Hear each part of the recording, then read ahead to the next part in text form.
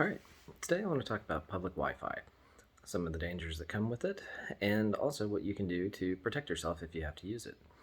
So first let's talk about this. I have had people ask me what is public Wi-Fi. So that's basically like if you go to Starbucks or the airport, or a lot of places these days, you'll see an open network or free Wi-Fi. Your device will usually alert you to this, and it'll be the network that does not have a padlock icon on it. Most of the time you just sign in without a password, and then, you got internet. So the danger is, well, there's a lot of them. Firstly is, how do you know the network you're connecting to is actually what it's being advertised as? If you connect to Starbucks Wi-Fi, well, maybe you're not actually connecting to Starbucks. Maybe you're connecting to another device that has been labeled as Starbucks Wi-Fi.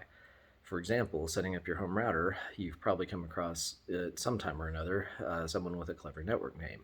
Well, this is the same practice, just in a different outcome here. So just basically know that going into things. And what you have to be aware of is when you connect to other free networks, anyone else that's on there has the ability, if they know what they're doing, to search out other devices on that network.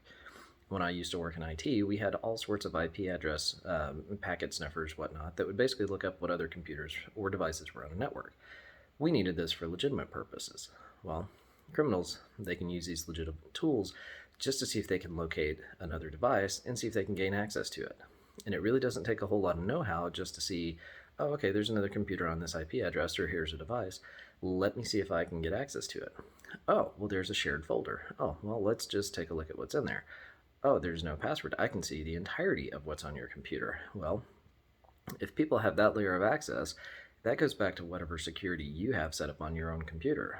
So that's definitely a certain thing to be aware of. The next thing really is you have to consider malware. For example, if somebody's computer or device is infected, just by being on the network, you run a risk of having that other compromised device spread its malware to yours. Now, the bigger danger here that a lot of people really don't seem to think about is think about what happens when you leave that network. If your device has picked up malware and you walk it back into your house and you connect to all these other trusted devices, you run the risk of spreading it to those devices as well. This can get pretty nasty if the malware you've picked up is a keylogger, meaning it registers every keystroke you make on a computer. So if you go to your banking website, you type in your password, your username, just take a guess what can happen next. Not a guarantee, but just a possibility. The other scenario of that is, say it's your company laptop, and you walk this back into your company and it's infected, and that spreads, and all of a sudden your company is a victim of a ransomware attack or a data breach. That can get very costly, and that can be grounds for termination in a lot of cases. So you just really have to kind of think about things like that. Now, as far as what you can do to combat these problems, a lot of devices have an auto connect feature that's just turned on. That means you walk into a room, there's public Wi-Fi, and your device is like, oh, hey, connect to this, give me free internet. So a lot of people like that. It's a convenience factor, but you can turn that off. So I would highly recommend that. It's usually buried in your device settings or on your computers.